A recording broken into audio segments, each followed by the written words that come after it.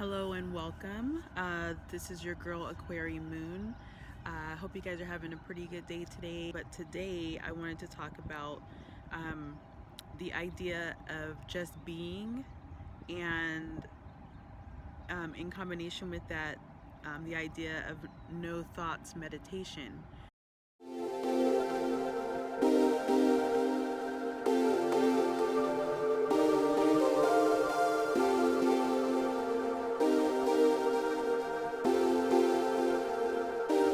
So, I mean, if you've been paying attention to things going on, I'm sure you've seen a lot more people talking about meditation and Zen and yoga and kind of getting, into a more relaxed and stress-free type of state.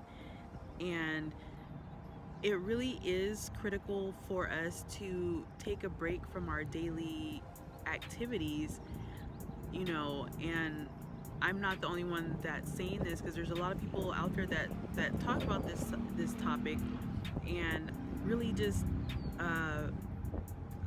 giving yourself a break and giving yourself like self time for self-care. A lot of people are lacking that, and wondering why when they get older their body is breaking down, like they're not able to really do anything. And that's because they've let themselves just go and not really take a break and actually take time for themselves to not even think about anything or worry about anything. I've been trying to practice this. It is harder than it sounds, because there's always something going on, either an obligation or a due date coming up, anything. And when you and then it makes it harder too when you're like focused on not thinking, so that naturally starts to make you kind of think even more, which, I mean, it's kind of, I wouldn't say ironically, but it feels like it, like it's a given. But practicing realizing that, okay, all these things that are coming to my mind, the way I do it, I just tell myself, these are not my thoughts. And it's even more powerful like when I'm doing fasting, but even just doing it, on a daily basis is really, really critical, because I mentioned in one of my videos I'm having to go through chiropractic adjustments because of an injury that didn't heal right. And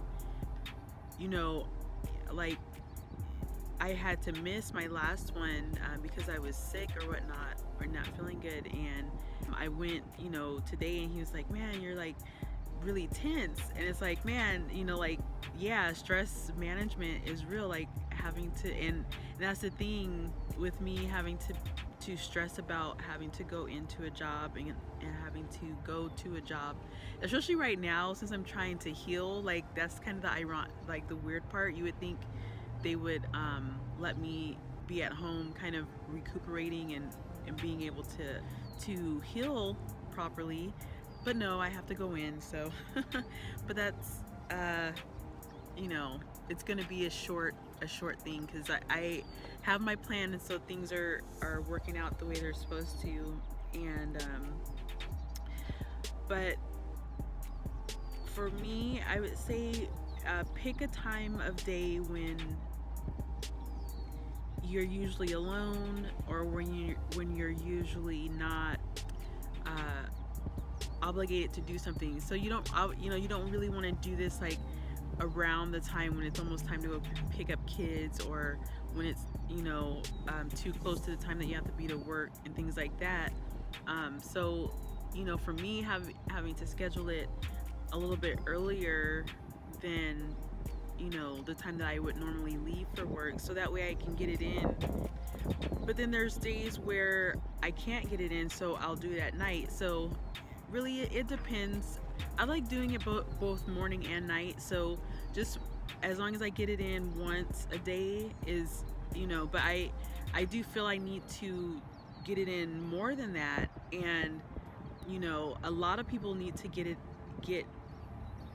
in more than that as well, like just spending time with themselves, meditating, just relaxing, not thinking about anything, and just letting any worry go. I was watching this one guy, he was talking about credit, because that's a big topic too, like that's a big stress factor as well, but I'm not really going to talk about that. That just kind of popped in my head. But when I'm doing a guided meditation with a client, I like to help them really relax, almost to the point where they're like almost gonna fall asleep, but not, they're still coherent. Because when I'm doing the session, the therapy, it makes it that much easier for me to feel where blocks are at, because people can tend to hide them and be really closed off. And because, for example, I had a distance. Well, right now I'm just doing distance Reiki because it fits a lot better with my schedule, and people enjoy it. So at this time I'm just doing distance. And so this one order I got, it was a guy, and he was going to be going for a colonoscopy within the next couple of days. We had only had, I believe, just one. It was only one session, so this was his second session, and it's been about a month.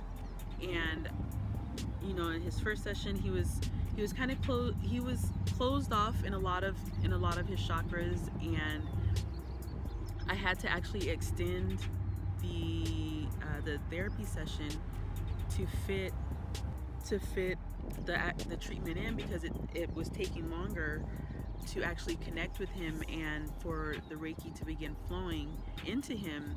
I could feel it at my hands, but I didn't feel it drawing out, and that's how I know, that's part of how I know, like, if I'm connected to the aura or, to their energy. And this time, and I'm sure he was probably pretty nervous and things like that, because like I had the hardest time connecting with him. And again, I did have to extend. I didn't whenever I'm in the session and I may have to extend the time or something, I don't say, oh hey, it's gonna be so much extra dollars because I have to extend it. I just go ahead and extend it, because really they didn't get what they came, the therapy that they came for. So sometimes it takes kind of breaking down some of the barriers.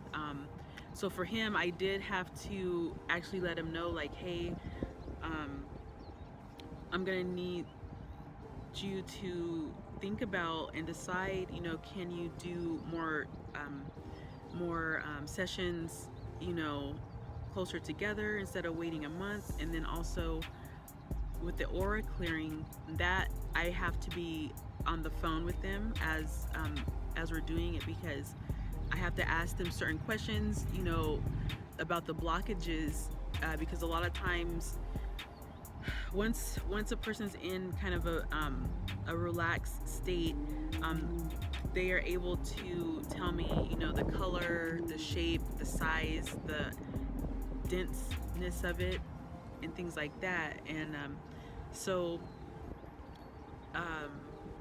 I'm finding that helping people to relax to a point where they aren't thinking about anything that normally would stress them out, or that normally would hinder them in some way. I have an idea of how I want to start teaching this, because once I get my Reiki center open, then I'm actually going to start doing classes. like I'm gonna start doing breathing classes, deep breathing classes, meditation, deep meditation, where you, because a lot of people, they meditate on their own, but they don't, sometimes they don't feel that they get the benefit of meditation when they're doing it. So it would be helpful for someone to be able to guide them, and not just virtual. I mean, a lot of times, virtual, if that's all you have, but in person is really, I feel a lot better, and you you get that one-on-one attention as well, so it's not, like a mass-produced thing.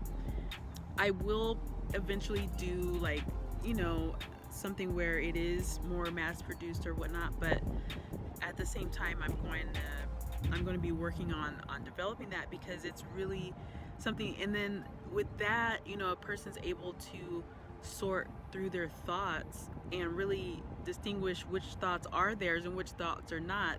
I'm finding this a lot, like I said, with fasting, because food cravings, a lot of times I'm not even really hungry, like especially after it's been like 4 or 5 days. I'm really not. I have clarity of thought, and I'm able to think about backlogged thoughts almost that I needed to do, or I need to start doing things like that. So it really is helping, knowing that. And then there's also another kind of thing I want to start offering, because I'm actually going through it myself, so that I know how it, I need to see both sides. So right now I'm a student in it, and then I'll actually be offering it, because it really helps us as humans, as people, to discover unconscious expressions. Let's see, nurturing and healing our shadow self. Let's see, also dealing with the Kundalini being awoken, because ever since I was first initiated with Reiki, it was with Kundalini Reiki. And so a very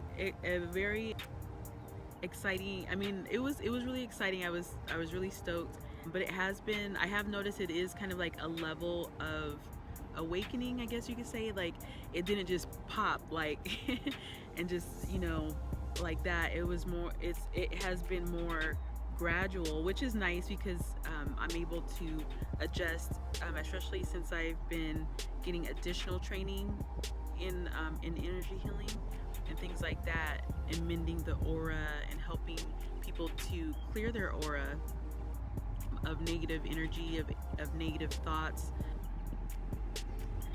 and things like that. And that, now that I kind of mentioned thoughts, that kind of ties into what I was mentioning a minute ago, about when you're in this type of meditation where you're not thinking. Any thought that comes to your head, you say, that's not my thought. By saying that, it's easier. Like, for me, I just imagine, like, I'm either like sweeping it away, like, or I have like these big scissors, and I'm just like chopping it off. Like, okay, nothing's attaching. I'm not attaching to anything. I'm just being no thing. I'm just inside, and things like that. But yeah, I just wanted to hop on and talk about that, because I feel everybody needs to not do the same type of meditation, but needs to just start taking time for themselves, and really asking yourself, in the next 20 years, where do I see myself? Am I still going to be here working, as a manager doing this, or am I going to be, actually deciding which product to release next? Am I going to be a creator? Am I going to help humanity with the gift that I brought here to share? So I will leave you with that, and I hope you guys have a great day. It's really nice out. Spring is here. It'll be officially spring in 2 days or so, but I will talk to you guys soon. This has been Aquarii Moon. Peace.